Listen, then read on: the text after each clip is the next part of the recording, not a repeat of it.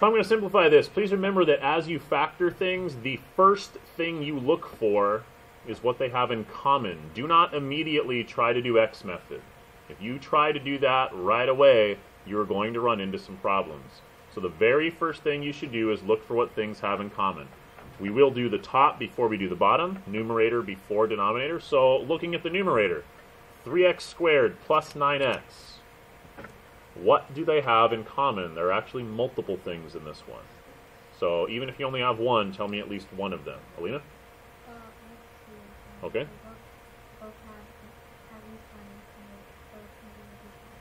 They both have an x for their variable, and they both are multiples of 3. So we're going to take both of those things out. We haven't done taking a variable out in a while. If I took out an x, x by itself has what exponent on it? It's a 1. Okay, this is x to the first power. When you take out an x, you are taking 1 away from what was there in the first place. Now, the coefficients we're already used to. If I took out a 3, I'm dividing these by 3. So this one becomes a 1. This one becomes a 3. If I take out an x, I'm subtracting 1 from each exponent. So this is going to become 3 divided by 3 is 1. 2 minus 1 is 1. It's 1x. 9 divided by 3 is 3. I had an x, but I took out an x. No more x's. I'll point that out one more time. 3 and 9 are multiples of 3. If I divide by 3, I get a 1 as my new coefficient here. I get a 3 as my new coefficient there. I took out x to the first. This means I'm subtracting 1 from all the other exponents. 2 minus 1 is 1, so x to the first. 1 minus 1 is 0, no more x's. On the bottom, at first this looks like a quadratic. Looks very similar to 1, but it is not, because it says x to the third.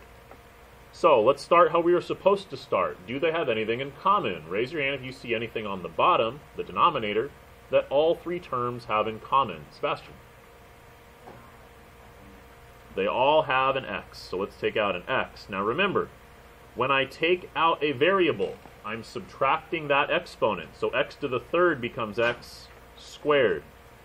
8x to the second becomes 8x to the first. 15x. Well, that was 15x to the first, and I took one out, so there's no more x's. It's just a 15. Now comes the real fun. We can factor this further. Look what we have created inside the parentheses down here. We have created a quadratic. So, I can now factor this using X method. So let's go ahead and do this. It multiplies to make 15. It adds to make 8. What are the two numbers that I need? Raise your hand if you know them. Multiplies to make 15, adds to make 8. Jacob. 5 and 3. So I have now created, the top has stayed the same. We're not going to change that. This little x on the outside is still on the outside, but inside the parentheses, I made 1x plus 5 and 1x plus 3.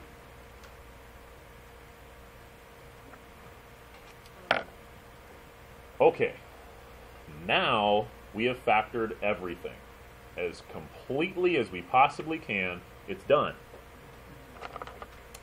Now we look for things that can be canceled. Can someone please point out something that they see in the numerator that is exactly the same as the denominator? Eli. X plus 3. Remember, we talked about entire polynomials being things that are going to get canceled. Really what we're looking at is factors. So the things that are being multiplied together, 3 times x plus 3. X times x plus 5 times x plus 3. So x plus 3, absolutely. But in this, if you're looking at the individual factors, the individual pieces that are being multiplied, there is something else that can be canceled. I'll say it again the way I said it earlier. These are the factors. And listen carefully to how they're separated. 3 times x plus 3.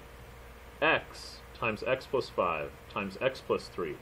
So what else, because it's multiplication, can I cancel, Rosie?